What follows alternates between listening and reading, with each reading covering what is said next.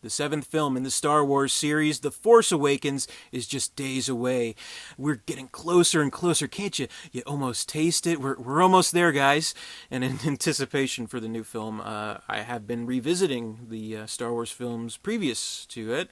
I've been watching them in the order in which they're released theatrically. So at this point, I have come upon the prequel trilogy, which I know some people kind of want to put aside, want to ignore, just hope for the best for Force Awakens. But let's take a look back at them, shall we? Let's talk about them a little bit.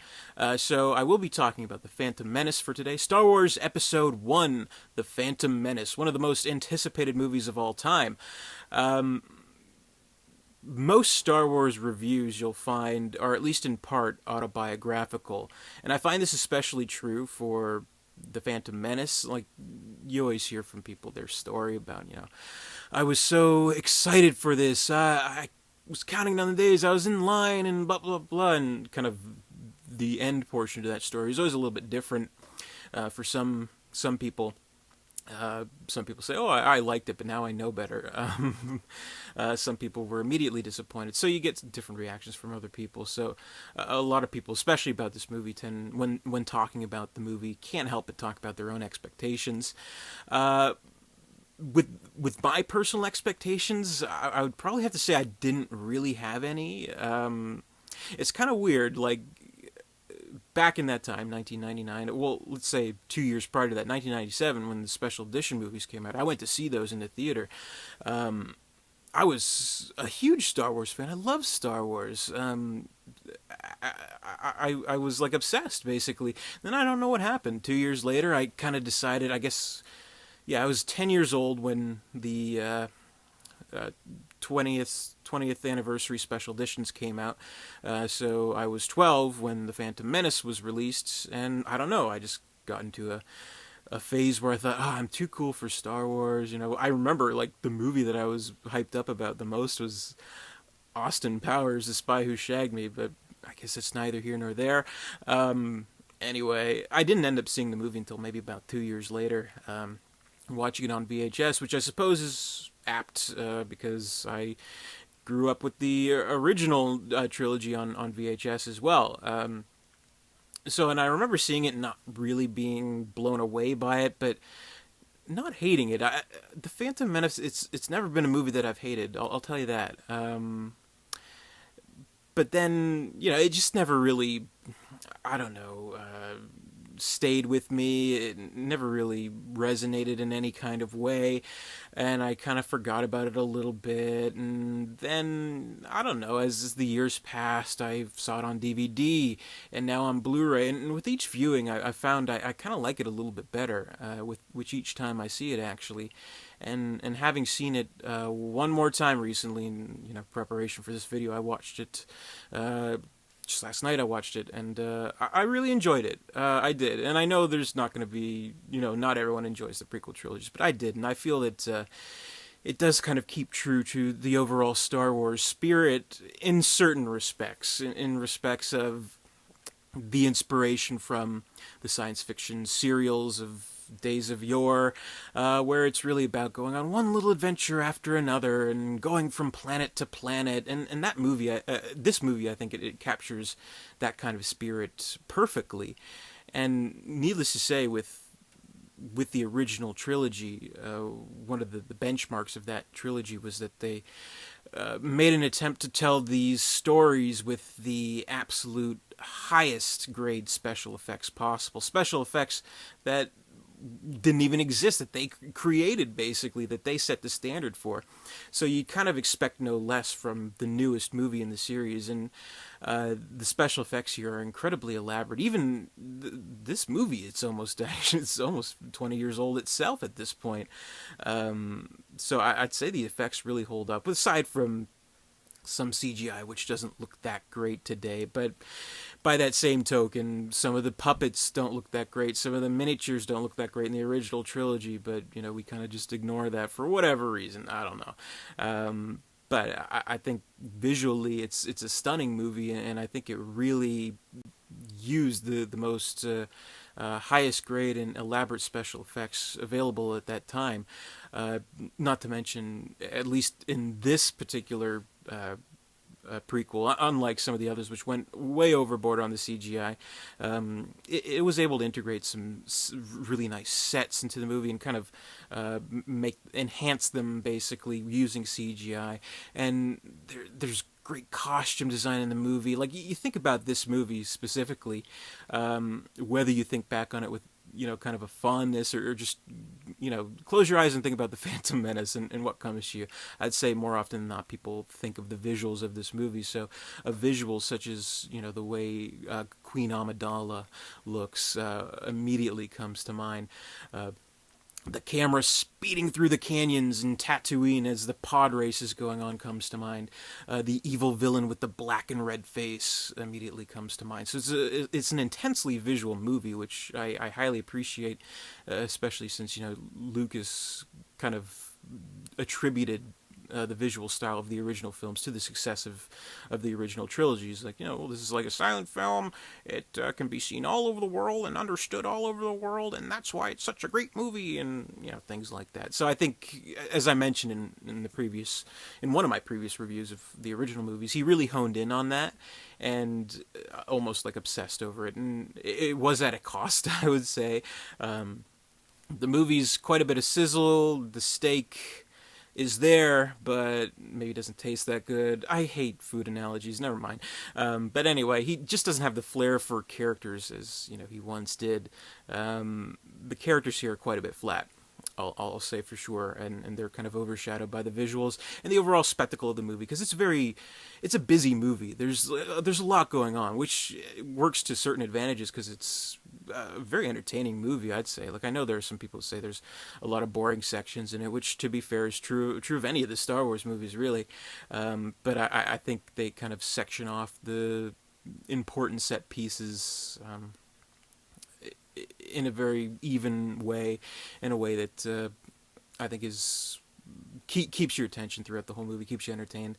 I do think the kind of opening scene with the Jedi is really good, and we have Obi-Wan Kenobi, who we know, like, basically we already know who Obi-Wan Kenobi is, so we don't even have to worry. Ewan McGregor just kind of has to be there, so we don't really have to worry about liking the character, because we already know him. But then we have this new Jedi who we're not familiar with, his teacher, his apprentice, and that's... or not his apprentice, his master, I should say. He's the apprentice. Qui-Gon Jinn, played by Liam Neeson, who I love. I think he's great in the movie, and they're fighting off against the droids. So there's whole stuff, with the text scroll, blah blah blah, trade embargoes, whatever. It's like, that's one thing that people always kind of cite as a big problem with this movie. Like, what the fuck is this movie about? Trade embargoes? What?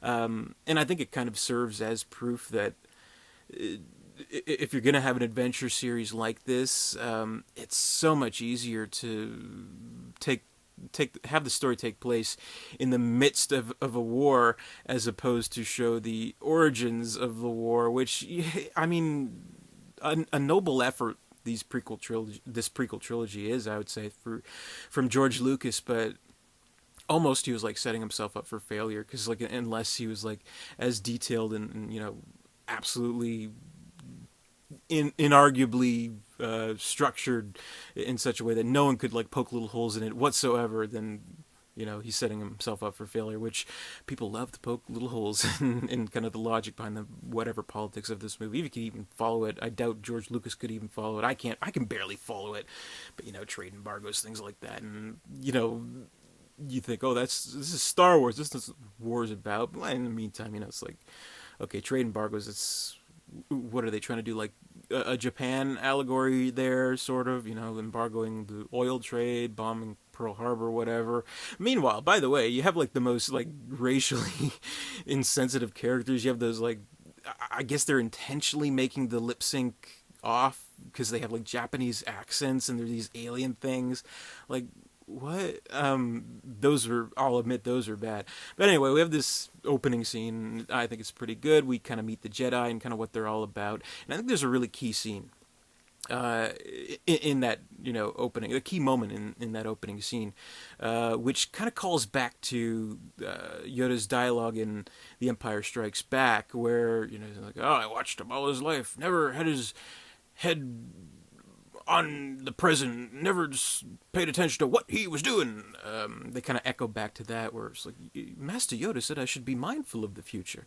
And Qui-Gon's like, but not at the expense of the present. Which I think it speaks volumes for the prequel trilogy, because I think maybe in a very subtle way, maybe George Lucas is trying to say, just enjoy these movies for what they are. Don't try not to it's not a puzzle that you have to piece together. Meanwhile, it's like, this is my grand plan. Everything connects together perfectly. And you're like, what? Well, whatever. But I mean, at the same time, you're like, you want to enjoy the movie for what it is. But once this little rambunctious kid gets into the movie, who we're supposed to like, but we know in the back of our head, he's supposed to be Darth Vader, and it's like, whatever, just try to enjoy it for what it is. And that's what I try to do for this movie.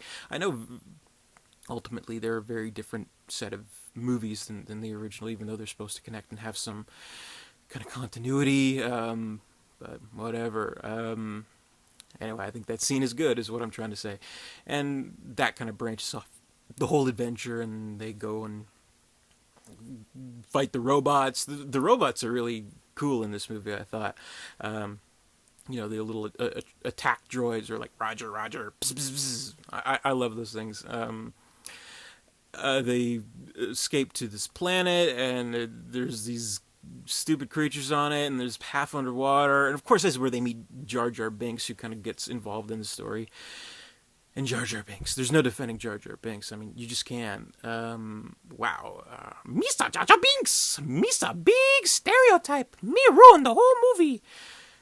Ever has there been such a reviled character in the entire, not just Star Wars series, but in movies in general? I don't think so. Ahmed Best, I mean, he's got to be in a bunker somewhere. He's probably getting death threats still to this day. Poor guy. Leave Ahmed Best alone, guys, please. And you kind of think that in one respect, this character is kind of impressive, because this is an entirely CGI character, and you kind of believe he's there. You really do. And he predates like Gollum or whatever other CGI characters there were at the time. And it's just a shame that he was as annoying as he was. But kind of, at least if George can take away any consolation, is that people seem to hate Jar Jar just on his character merit alone, and the fact that he's annoying alone, not for the fact that he's an unconvincing special effect, because there are times it looks like photorealistic CGI. So I mean, at least there's that. But my God, is he incredibly annoying. They just try way too hard to make him this funny, silly, slapstick kind of character, and his tongue going out and saying silly things and just being this horrible racist stereotype almost, which just makes you kind of uncomfortable. Like, what the fuck were they thinking? Who knows? So yeah, not a fan of Jar Jar. I mean, big surprise. I wonder if there are any people out there who kind of legitimately like Jar Jar. Like people who aren't like little kids or anything. But it astonishes me how you just say the name Jar Jar and people will be like,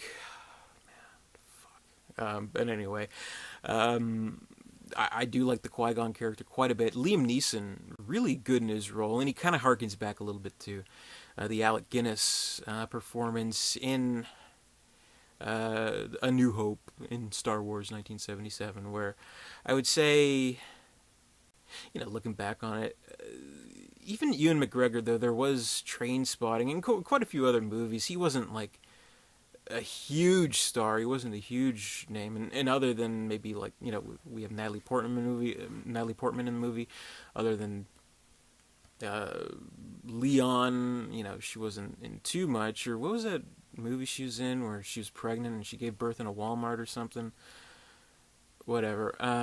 Now she's an Oscar winner. But what I'm saying is, Liam Neeson was probably the most kind of accomplished lead actor in the movie. So he does, in essence, have that Alec Guinness type of role to him. So I think he brought a lot of that to his performance. He brought a lot of gravity to the performance and maturity to a movie that otherwise, it feels way too kid-friendly in a lot of parts. So that's a big problem, obviously. And one thing that's just undeniable, I'm sure you've seen other reviews of this movie tearing it apart, which I can't really do, but there's that great review. One of the most infamous reviews of anything ever was the Mr. Plinkett review, if you recall, and he brought up one of the best points was that let's talk about the characters in the original Star Wars trilogy and talk about their traits, and they have the interviewees and they're like, oh well, yeah, oh Han Solo, he's kind of a rebel, blah blah blah, and like now here talk about the characters in Phantom Menace. It's like, oh yes, it's Queen Amidala. She has makeup. See, and it's like it's true. I mean, the characters are a little bit dense, but ultimately, I don't think it ruins the movie. There are a lot of great set pieces to the movie that I found exciting and spirited and adventurous, and that's ultimately what you want to see in a Star Wars movie. Great characters would be great. Here it falls short, unfortunately, but I do find it quite exciting. And one of the benchmark scene of the movie, or the tentpole scene of the movie, I should say, is that lightsaber battle between Qui-Gon, Obi-Wan, and Darth Maul. Darth Maul, guy gets very little screen time in the entire series, but he's very memorable for that scene alone, where he has like the double-edged lightsaber and he's flipping around and doing kicks and jumps and whatever. And that motherfucker, spoiler alert, he kills Qui-Gon, which was quite sad. I thought it was kind of a sad, passing, where at least in this part, when we're speaking of the prequel trilogy, any character that's not familiar from any of the other movies that would follow in terms of chronological order, they risk dying. And Qui-Gon, he was a good character and he bit it, so that was kind of sad.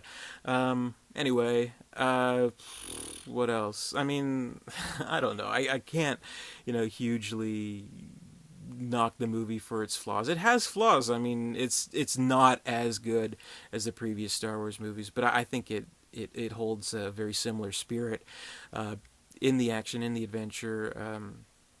You can poke all the holes you want. Yes, absolutely, Jar Jar is annoying. Yes, absolutely, Jake Lloyd and his little yippies are just teeth-grindingly bad. And kind of some of the stuff that they bring with the continuity, totally unnecessary. One thing I did like, I liked C-3PO. I mean, not C-3PO, R2-D2's kind of origin. Like, we first meet him and he's like saving the day. Like, he goes out on the ship when they're being attacked by the bad guys, and he's a hero. He's like, oh, bring me that droid. Oh, what's his name? R2-D2, thank you, you are the best. And he's like beep beep, and I think that was a great introduction to R2-D2. C-3PO not so much. Anakin created C-3PO, built him from scratch. That's so fucking stupid. And all that stuff about midichlorians, and the fact that his mother, Anakin's mother, kind of talks about how he was immaculately conceived or something like that, and you're like, what? Okay, so they're going for a Jesus thing, and okay, but whatever.